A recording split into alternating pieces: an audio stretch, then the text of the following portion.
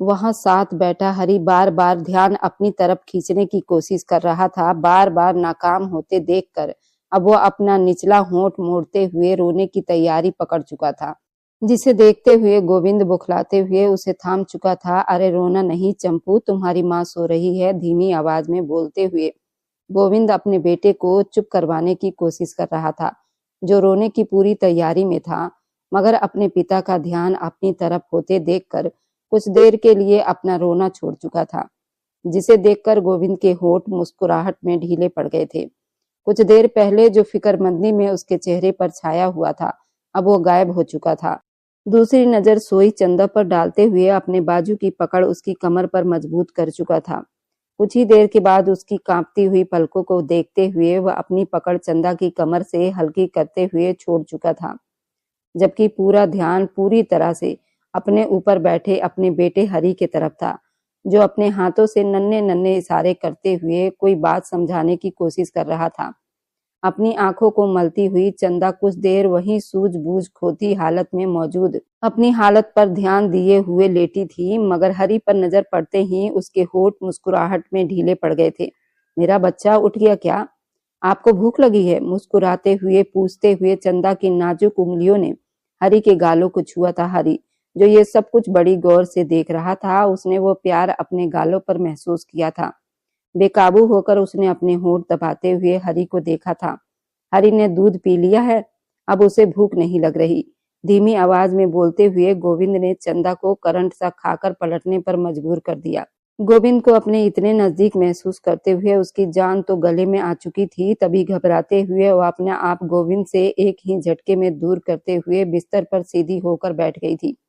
मगर बहुत जल्द उसे फिर से गोविंद की तरफ झुकना पड़ा था, क्योंकि हरि की मुट्ठी में चंदा के बाल बहुत बुरी तरह से फंस चुके थे।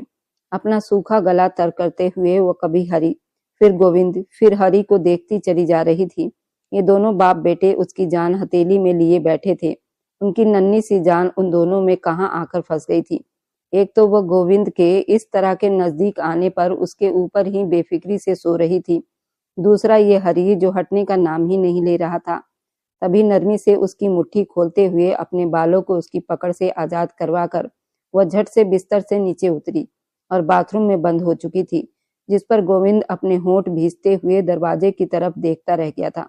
नाश्ते की मेज पर सभी लोग बैठे हुए थे। चंदा का पूरा ध्यान हरि की तरफ ही था। उसे अपने हाथों से खाना खिलाती हुई वो भूल से भी अपनी नजरें गोविंद की तरफ नहीं उठा पा रही थी। वह उसके लिए काफी था। तभी वह अपनी नजरें जितना हो सके गोविंद से बचाने की भरपूर कोशिश में लगी हुई थी, जिसे महसूस करते हुए गोविंद हल्का हल्का सा मुस्कुरा रहा था। ये लड़की धीरे धीरे सही, मगर उसके दिल दिमाग पर सवार होती चली जा रही थी। क्या ये उसकी सूरत थी या नहीं, या कुछ और था? भला बेकाबू अपने दिमाग की नसों में ये बात उतारते हुए दिल से झुंझला गया था, जब सामने ही वो हरि को बड़ी तसल्ली से खाना खिलाते हुए देख रहा था और अपने खाने की तरफ ध्यान दे चुका था। हरि का ख्याल रखना, मैं बहुत जल्द काम से लौट आऊंगा। मुझे हरि के मामले में कोई भी शिकायत और कोताही नहीं मिलनी चाहिए। और धीमे शब्दों में बोलता अब अपने कमरे की तरफ बढ़ गया था। चंदा तो अपने होंठ बींच कर रह गई थी, जैसे वो कोई जल्लाद हो जो उसके जाने के बाद हरि को कच्चा चबा जाएगी। दिल में बड़बड़ाते हुए वह हरि की तरफ ध्यान देती रह गई, जो अपनी बड़ी बड़ी आंखों से उसे ही देख रहा था। मम्मा तुमसे बहुत प्यार करती है ना? पापा की बातों में मत आना, ठीक है? हम दोनों मिलकर सारा दिन मस्ती करेंगे, खाना खाएंगे, टीवी देखेंगे, और आपके पापा सारा दिन ऑफिस में काम करेंगे, ताकि वह हमारे खाने के लिए बहुत सारी चीजें ला सके। धीमी आवाज में उससे बात करती हुई चंदा ने वो पीछे आते हुए गोविंद को मुस्कुराने पर मजबूर कर दिया था। ठीक है बाबा, काम करके पैसा कमाएंगे, बस तुम दोनों हमेशा मुस्कुराते रहना।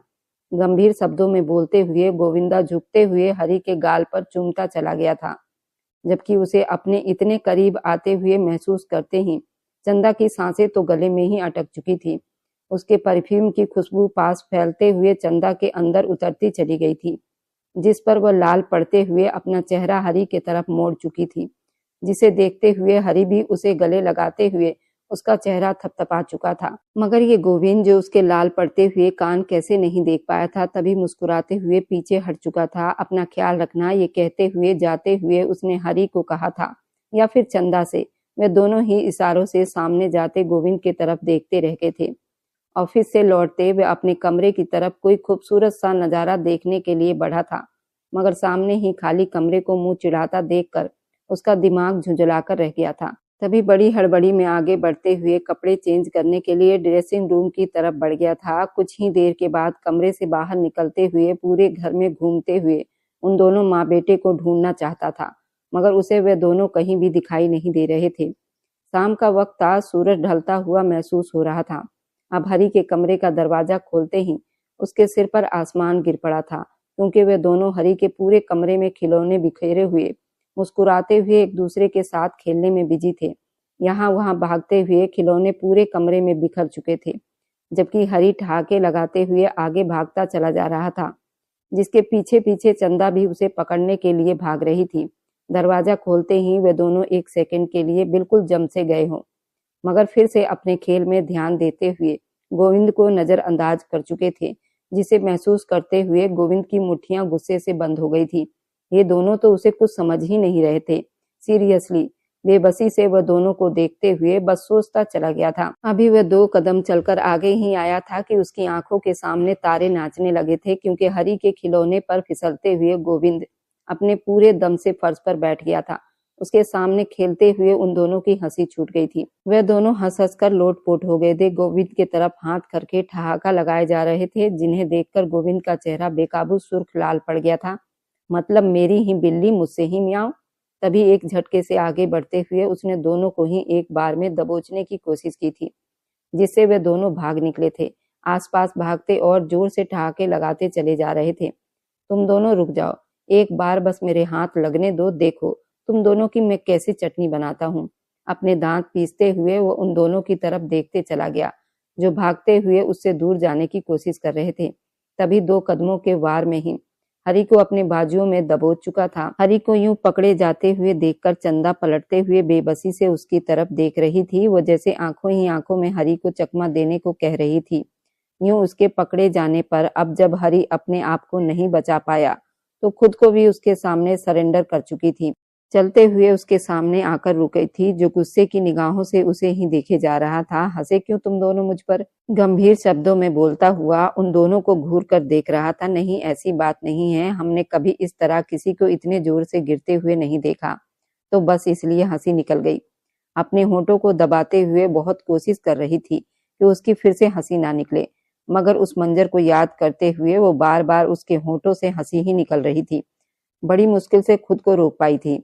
हरी के सफेद चमकते हुए दांतों पर नजर पड़ते ही बेकाबू उसका कंट्रोल टूटकर फिर से हंसी में बदल गया था, जिसे देखते हुए गोविंद अपने दांतों को कुचलते हुए रह गया था।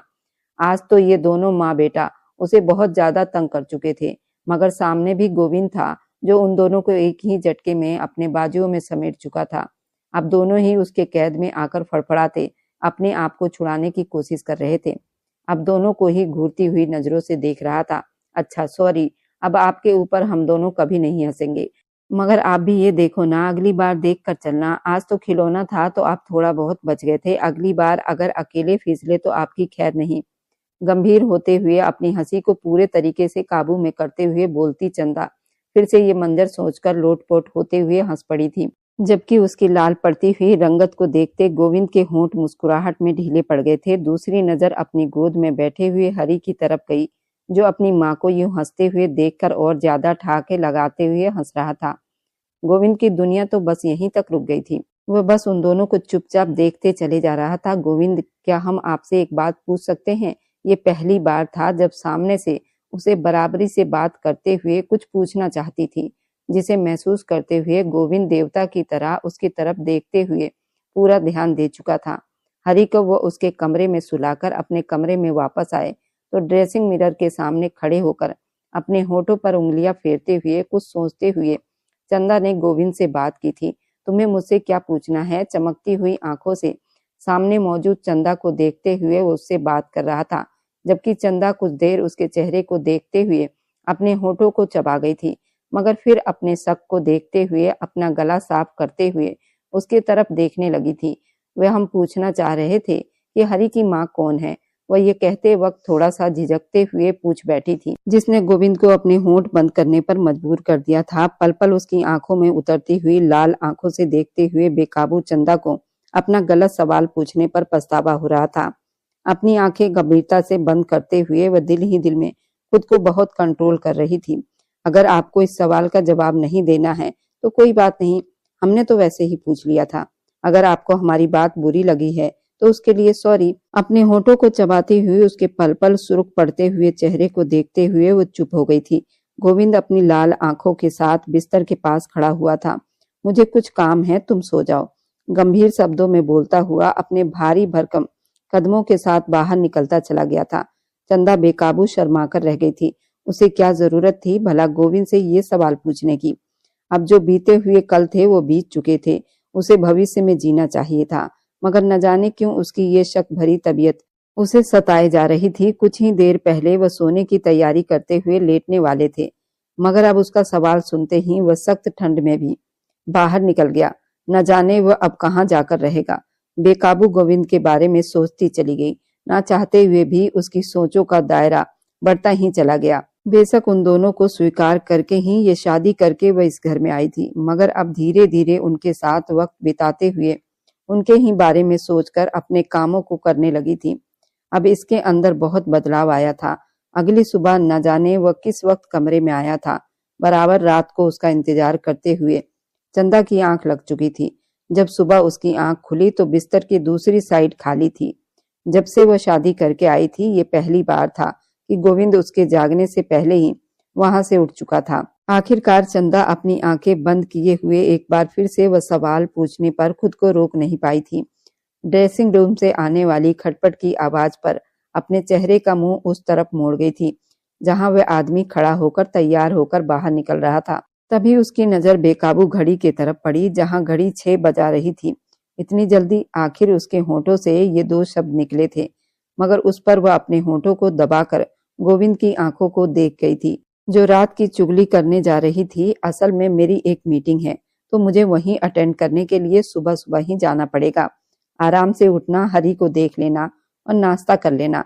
मेरी फिक्र करने की कोई जरूरत नहीं। गंभीर शब्दों में बोलते हुए अपनी भारी कदम लिए वहां से निकलता चला गया। चंदा अपने होठों को चबाते हुए परेशानी से उसके तरफ देखती चली गई। ऐसा अंदाजा तो गोविंद का उस वक्त था जब वो नई नई शादी करके उसके घर में आई थी। उसके घर में तो गोविंद उसके साथ और हरी के साथ मुस्कुराने लगा था। अब लगता था फिर उसने अपने ऊपर वही खोल चढ़ा लिया था। अजीब से दिन बीतने लगे थे। गोविंद फिर से अपने उसी खोल में सिमट कर रह गया था। हरी के साथ वह ऐसा ही था जैसा वह शुरू दिन से देखती आ रही थी, मगर चंदा के साथ हालात कुछ रूखे से हो गए थे जिसको वह दोनों ही महसूस कर रहे थे, मगर दोनों ही उस चीज को खुद से निकाल पाने की हिम्मत नहीं कर पाते थे। काफी बार गोविंद से बात करने की कोशिश की, मगर जैसे ही चंदा कोई बात करने की कोशिश करती गोविंद कोई न कोई बहाना करते हुए वहां से उठकर चला जाता, जिस पर उसकी बात अधूरी रह जाती थी। उसे महसूस हो रहा था कि गोविंद उसे किसी बात से बचने की कोशिश कर रहा है। शायद उसकी पहली पत्नी की बात थी जो उसे बताना ही नहीं चाहता था। गोविंद, हमें आपसे बात करनी है, गंभीर शब्दों में बोलती हुई 2 कदम चलते उसके तरफ आई, जो अभी अभी ऑफिस से लौटा ही था। फ्रेश होने के बाद बाथरूम की तरफ बढ़ रहा था। उसकी बात सुनने के लिए अपने होंठ भींच कर रुकते हुए उसकी तरफ देखने लगा। गोविंद, हम जानते हैं कि हमें आपसे पूछना नहीं चाहिए, मगर अब हम पूछ कर ही रहेंगे। आपको भी समझ जाना चाहिए जो बीते हुए कल थे वो बीत चुके हैं। अब उस बात के लिए इतना गुस्सा करने की क्या जरूरत है। अगर आप हमें नहीं बताना चाहते तो हम दोबारा नहीं पूछेंगे, मगर दोबारा से यूं अनजान तो मत बनो। यूं हरी से दूर रहने पर वह बहुत ज्यादा अपसेट है। अगर आप अभी भी ऐसे ही रहोगे तो हम दोनों को भी बहुत हर्ट करोगे। गंभीर शब्दों से अपनी उंगलियां मोड़कर कहती हुई उसके तरफ देखती चली गई, जो चंदा की बात पर अपने होठों को चबाते हुए दूसरी तरफ देखने लगा था। ऐसी बात नहीं है, मैं अपने बीते हुए कल को छुपाने की कोशिश नहीं कर रहा हूँ, बल्कि मैं अभी भी उसी कल में ही जी रहा हूँ। मैं जानता हूँ मैंने तुमसे शादी की है, मगर अभी उस टॉपिक पर डिस्कस करने की मुझ में हिम्मत नहीं। मुझे कुछ वक्त दे दो। मैं अभी उस समस्या से अपने आप को नहीं निकाल पाया हूँ कि उसके बारे में मैं तुमसे बात कर सकूं। मैं अभी मेंटली डिस्टर्ब हूँ। गंभीरता से धीमे शब्दों में बोलते हुए आगे बाथरूम में बंद हो चुका था। पीछे चंदा अपनी उंगलियों को मसलते हुए उसके तरफ देखने लगी थी। अच्छी बात है, वे हमसे नाराज नहीं, मगर ऐसी भी क्या बात हो सकती थी जो हमें कुछ बताना ही नहीं चाहते। गुस्से से सोते हुए अपने पैरों को पटकते हुए वापस पलट चुकी थी। कभी न कभी तो गोविंद को बताना ही पड़ेगा, तब उसे भी मालूम हो जाएगा। सोचते हुए वे हल्का सा मुस्कुरा दी। चंदा कमरे में दाखिल हो चुकी थी। चलो हरी, आज पापा को सरप्राइज देने के लिए उनके ऑफिस चलते हैं। मुस्कुराते हुए बोलती हरी को अपनी गोद में उठाए हुए बाहर की तरफ बढ़ गई थी। कार के सामने ठहरते हुए वह ड्राइवर को गोविंद के ऑफिस का पता दे चुकी थी। मुस्कुराते हुए हरी को अपनी गोद में उठाए हुए वह साथ ही गोविंद के लिए खाना भी बनाए हुए थी। साथ में बैठकर वे दोनों सुकून से खाते। हरी गोविंद को बहुत मिस कर रहा था। आजकल गोविंद इतना बिजी रहने लगा था कि उसे वक्त ही नहीं देता था। तभी आज उसने ये प्लान बनाया था, गोविंद और हरी को खुश कर सके, गोविंद के साथ अपनी बढ़ती हुई दूरियों को भी कम कर सके। गोविंद देखो, हम तुम्हारे लिए क्या लेकर आए हैं। उसके शब्द उसके मुंह में ही दम तोड़ गए थे, क्योंकि सामने जो मंजर उसे दिखाई दे रहा था वह बर्दाश्त करने वाला नहीं था, ना ही विश्वास करने वाला था। गोविंद अपनी कुर्सी पर बैठा हुआ था, जबकि छोटे बालों वाली एक औरत आधे अधूरे अजीब से कपड़े पहने हुए उसके ऊपर झुकी हुई थी। अपने दोनों हाथ उसके सीने पर जमाए हुए थी। उसके आवाज देने पर वे दोनों करंट खाकर उसके तरफ पलटे थे, जहां चंदा हरी को बाजुओं में थामे हुए हैरानी से जमी हुई थी। बड़ी बड़ी आंखें उन दोनों को ही देख रही थी। गोविंद की आंखों में एक पल के लिए डर समा गया था। तभी अपने ऊपर झुकी उस औरत को एकदम खुद से झटकते हुए वह झटके से सीधा खड़ा हुआ। चंदा, मेरी बात सुनने की कोशिश करो, ऐसा कुछ भी नहीं है जैसा तुम समझ रही हो। उसका दिल बेकाबू धड़क रहा था। उसकी बात को लेकर कहीं सामने ठहरी हुई उसकी पत्नी उसको गलत ना समझ ले।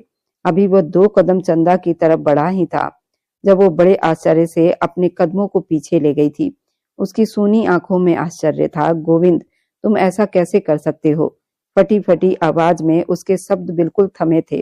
गोविंद अपने होंठ भींच कर रह गया था, मगर हैरानी तब हुई जब वो लड़की उसके तरफ पलटी। चंदा हैरानी से आंखें खोले हुए उस औरत को देखती चली गई, जो मुस्कुराते हुए चंदा और हरी के तरफ ध्यान दे रही थी। वह हूबहू चंदा की कार्बन कॉपी थी, बिल्कुल उसके नैन नेक्स चुराए हुए थी। ऐसा महसूस हो रहा था कि वहां चंदा ही खड़ी है, बस सिर्फ उसके हुलिया का फर्क था। उसके कपड़े बिल्कुल बेहुदा और छोटे छोटे थे। ये कौन है? उसके शब्द गले में ही दम तोड़ गए थे जब वह औरत मुस्कुराते हुए चंदा के करीब आई। मेरा नाम पायल है, मैं हरी को जन्म देने वाली उसकी अपनी माँ हूँ और गोविंद की ब्याहता पत्नी हूँ। वो मुस्कुराते हुए बोलते उसने उसे बिल्कुल आश्चर्य में डाल दिया था। मेरी बात सुनो चंदा, ये मुझसे डिवोर्स ले चुकी है और हरी को भी इसने मुझे सौंप दिया है। गंभीरता से कहता हुआ, अपने शब्दों को काबू में रखता हुआ सामने खड़ी अपनी पहली पत्नी पर जलती हुई निगाह डाली, जो उसके इज्जत को पहले ही मिट्टी में मिला चुकी थी। चंदा उन दोनों को आश्चर्य से देखती हैरान हो रही थी। वे दोनों उसके सामने ही उसकी आंखों में धूल झोंक रहे थे और दोनों को इस बात से कोई फर्क नहीं पड़ रहा था। डिवोर्स ली हुई ये औरत उसके पति पर डोरे डालने की कोशिश कर रही थी और उसका पति उस औरत को डिवोर्स देकर भी उसे अपने सामने रंगरलियां मनाते हुए देख रही थी। क्या इन दोनों को जरा सी भी शर्म नहीं थी? बेकाबू सोचते हुए उसका दिल दुख गया था। तभी हरी को हाथों में मजबूती से थामे हुए वह वापस उस ऑफिस से बाहर निकल चुकी थी। गोविंद लपकते हुए उसकी तरफ भागा था। इससे पहले कि वह दरवाजे को पार करता, पायल ने उसका हाथ थामे उदास आंखों से उसे देखती चली गई। गोविंद, जाने दो उसे, अब मैं आ गई हूँ तो उसकी जरूरत नहीं, गंभीरता से बोलती वह हल्का सा मुस्कुराई थी, जिस पर गोविंद अपने होंठ भींचते हुए उसके हाथ को झटक कर उसे दूर कर चुका था।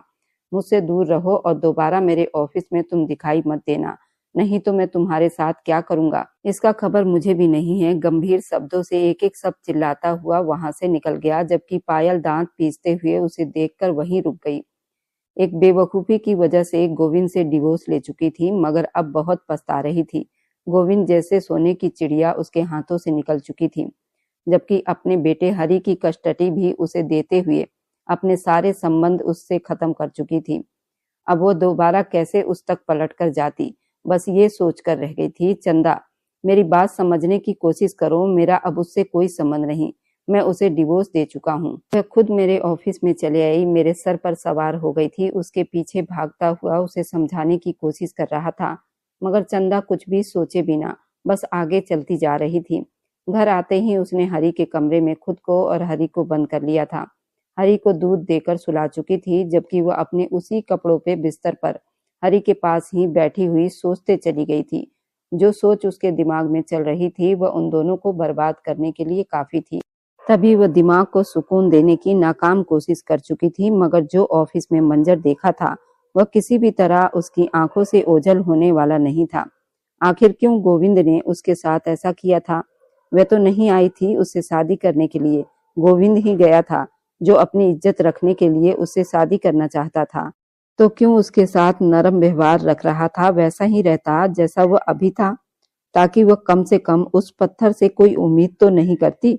उसके साथ इतने दिनों से रहते हुए गोविंद से उम्मीद बांध चुकी थी, मगर नहीं जानती थी ये सारी उम्मीद वह एक गलत इंसान से बांध रही थी जो उसे बुरी तरह से तोड़कर रख देगा। बेकाबू आंखों को बंद किए हुए बहते आंसुओं के साथ वह सोचती चली गई थी। एक नजर पलटते हुए सो रहे अपने बेटे की तरफ डाल रही थी। वह मासूम था, वह सारी चालाकियों से बहुत दूर था, मगर न जाने क्यों हरी के चेहरे में उसे गोविंद का चेहरा दिखाई दे रहा था। इसका मतलब हरी पहले ही उसकी तरफ यूं खिंचा चला गया था क्योंकि उसका चेहरा उसकी अपनी माँ से हूबहू मिलती थी। ये ख्याल ही उसके लिए बहुत परेशान कर देने वाला था। जिस तरह मोहब्बत हरी को देती आई थी, वह तो अपनी माँ समझकर मुझसे बात करता था, मगर वह उसकी माँ नहीं थी। ये परेशानी, ये भारीपन उसके जख्मों पर मरहम रखने वाला हरी अभी इन सब को सोचने और समझने से बिल्कुल नादान था। गोविंद, हमें तुमसे डिवोर्स चाहिए। वह बराबर चुप रहने के बाद आज 1 हफ्ते के बाद उसने अपना मौन व्रत तोड़ दिया था, मगर जो शब्द उसके मुंह से निकले थे गोविंद के दिल को छलनी छलनी कर गए थे। वे जो उसके लिए अब एहसास महसूस करने लगा था, उस बात से अनजान चंदा इससे अब वो मांग कर रही थी, वह उसके लिए अब बदल रहा था। चंदा, मेरी बात समझने की कोशिश करो। मैं तुम्हें बोल रहा हूँ, मेरा उस लड़की से अब कोई संबंध नहीं। वह खुद ब खुद मेरे ऑफिस में घुस आई थी। मुझे एक बार समझाने का मौका तो दो। बस बस, ये बोलता हुआ उसके दोनों हाथों को थामे उसके करीब बैठ गया था, जबकि चंदा किसी असर के बस सामने की तरफ देखती चली जा रही थी। बस, ज्यादा बातें बनाने की अब बिल्कुल भी जरूरत नहीं। मैं सब कुछ देख चुकी हूँ। उसके लिए यही काफी था। वह इस घर में एक आया के तौर पर आई थी। हरी भी उसे तभी चाहता था क्योंकि उसकी माँ का चेहरा उसके चेहरे के साथ बिल्कुल मिलता था, जबकि गोविंद तो उसके चेहरे में अपनी पहली पत्नी का चेहरा ढूंढने लगा था। वह दोनों को इससे कोई फर्क नहीं था। वह उन दोनों के साथ रहते हुए उससे मोहब्बत की उम्मीद कैसे रख लेती। तभी वह इतना बड़ा फैसला ले गई थी। ये फैसला उसके लिए भी आसान नहीं था। विधवा हो जाना, अब डिवोर्स लेना। लोग उसको कैसी कैसी बातें सुनाएंगे, मगर वह किसी की बातों का असर नहीं ले रही थी। वह सारी जिंदगी हरी की आंखों में अपनी माँ की परछाई नहीं देखना चाहती थी। तुमने मुझे पहली बार कब देखा था? जब तुम्हें मालूम हुआ कि मैं तुम्हारी पहली पत्नी की तरह दिखती हूँ। गंभीर शब्दों में बोलते हुए उसके शब्दों में कोई जज्बा मौजूद नहीं था, जबकि गोविंद थक हार कर अपना सिर हाथों में झुकाए हुए आंखें मीच गया। गौरी से शादी तय होने के बाद एक बार वहां आया था। तुम मुझसे पल्ला करती थी क्योंकि तुम विधवा थी। मैं तुम्हें देख नहीं पाया। बस एक बार गलती से तुम्हारी तस्वीर देख ली थी। तुम्हारे पति के साथ तुम्हारे घर में टंगी हुई थी। मैंने मजबूर होकर ये सब कुछ किया था। मैंने गौरी से शादी करने का बोला था ताकि मैं तुमसे शादी कर सकूं। हाँ, मैं जानता हूँ ये मेरी गलती थी, लेकिन गौरी ने शादी एन टाइम पर भागकर मेरा काम और आसान कर दिया। पहले तुम्हें अपनी पत्नी की शक्ल मिलने की वजह से पहचानता था, मगर तुम विश्वास करो चंदा, जब से तुम आई हो मैं मुस्कुराने लगा हूँ। हरी, जिसके लिए मैं फिक्र में रहता था, अब मैं उसके लिए तुम पर भरोसा करने लगा हूँ। मैंने जिंदगी में कभी किसी पर भरोसा नहीं किया, किसी के साथ हंस नहीं पाया। वे औरत जो खुद को मेरी पत्नी कहती है, पायल, वो मुझे एक अमीर आदमी के लिए छोड़कर चली गई थी और हम दोनों के प्यार की निशानी को, अपने बेटे को, मुझे सौंप दिया था। मैं उस वक्त बहुत बुरी हालत में था। मैं बस यही समझ पाया था कि मुझे मेरे बेटे के लिए एक माँ लानी है। मेरा विश्वास करो चंदा, मैं तुमसे बहुत मोहब्बत करने लगा हूँ। बेबसी से बोलता हुआ उसके हाथ को थामे अपना सिर ऊपर टिका चुका था, जबकि चंदा तो सुन कानों के साथ बस उसे देखती चली गई। ये सब कुछ एक चालाकी थी। तस्वीर में मुझे टंगा देखकर अपने शादी का फैसला कर लिया और उसमें तुमने गौरी को भी शामिल कर लिया। जबरदस्ती मुझसे शादी करना, ये सब कुछ एक चाल थी, गोविंद की चाल, जिसमें वो फंस कर रह गई थी। बेकाबू सोचते हुए खुद पर हंसी आ गई थी। वो कैसे इंसान के साथ दिल लगा बैठी थी। तुम खुदगर्ज हो गोविंद, तुम पहले भी खुदगर्ज थे और अब भी खुदगर्ज हो। तुमने हमारी मोहब्बत को रुस्वा कर दिया। बस तुमने मुझ में अपनी पत्नी को ही देखकर शादी की और हरी भी मुझे अपनी माँ की शक्ल समझकर ही मुझसे मोहब्बत करता है। मेरी अपनी कोई पहचान नहीं, इसलिए मैं तुम्हारे साथ नहीं रहना चाहती। मैं कभी माफ नहीं करूंगी। गंभीर शब्दों में बोलते हुए उसके हाथ झटकते हुए अब खड़ी हो चुकी थी, जिस पर गोविंद तड़पते हुए फर्श पर उसके सामने दरवाजे पर बैठ गया था। मुझे छोड़कर मत जाओ, मैं तुम्हें बेहद चाहता हूँ। मैं कसम खाकर कह सकता हूँ चंदा, मैं अपने बेटे की कसम खाकर कह सकता हूँ, मैं तुमसे बेहद मोहब्बत करता हूँ। जब तुम मेरी जिंदगी में आई हो, मैंने हर एक चीज को पीछे छोड़ दिया। मैंने पायल को पीछे छोड़कर तुम्हें अपनाया। मैं तुमसे बेहद मोहब्बत करता हूँ, मुझे छोड़कर मत जाओ। नहीं नहीं, मैं मर जाऊंगा। तड़पते हुए शब्दों में बोलते गोविंद उसके आसपास अपने बाजुओं को जमा गया, जबकि चंदा हरी की कसम खाने पर सुन खड़ी उसे देखती रह गई। गोविंद की हालत को देखती रह गई थी। जिस तरह मोहब्बत वो हरी से करता था, ये कोई ढकी छुपी बात नहीं थी। अब गोविंद हरी की कसम खा रहा था तो इसका मतलब था कि वह सच कह रहा था। तभी झुककर उससे उठती हुई उसकी आंखों में देखती चली गई। वादा करो उस पायल से कभी नहीं मिलोगे, वादा करो हरी को कभी उसकी माँ के बारे में सच नहीं बताओगे, वादा करो हरी की माँ मैं ही रहूंगी, वादा करो। तुम्हारी ये मोहब्बत मेरे स्वीकार करने के बाद बदल तो नहीं जाएगी। धीमे शब्दों में उसकी आंखों में देखकर वादे लेते हुए वह अपनी जिंदगी जीने के लिए एक और मौका दे रही थी। मैं वादा करता हूँ, मैं दिलो जान से वादा करता हूँ, मैं अपनी बात पर डटा रहूंगा। उसके दिल को कुछ सुकून सा मिला था। चंदा की बातें उसके तड़पते हुए जिस पर मरहम रख गई थी, जिसे महसूस करते हुए वो मुस्कुराते हुए उसे अपने बाजुओं में भर चुका था। मैं तुमसे बेहद मोहब्बत करने लगा हूँ चंदा, और हमेशा करूंगा। मैं तुम्हें अपने दिल की बात बताने के लिए खुद में हिम्मत इकट्ठी कर रहा था। मैं चाहता था कि जब मैं तुम्हें पायल का सच बताऊं, उसके बाद ही तुमसे अपनी मोहब्बत का इजहार करूं, मगर खुद में ये हिम्मत नहीं कर पाया था। आज मैं तुमसे वादा करता हूँ चंदा, गोविंद तुमसे बेहद मोहब्बत करता है और तुम्हें दुनिया की हर खुशी देना चाहता है। क्या तुम अपना दिल मुझे सौंप दोगी? मुस्कुराते हुए बोलता बेकाबू उसके गर्दन को चूमने लगा था, जबकि मुस्कुराते हुए चेहरे के साथ अपने बाजुओं के घेरा उसकी गर्दन पर बांधती हुई चंदा भी अपने आप को उसे सौंप चुकी थी, जो उसका पति था और जिस पर उसका पूरा अधिकार भी था। गोविंद ने उस दिन के बाद से चंदा को यह साबित कर दिया कि वह दुनिया में सबसे पहला इंसान है जो इतनी मोहब्बत करता है। वह चंदा के मुंह से निकलने से पहले उसकी हर चीज को पूरा कर दिया करता था। चंदा को भी महसूस होने लगा था कि चंदा के पहले पति से भी ज्यादा उससे मोहब्बत करता है।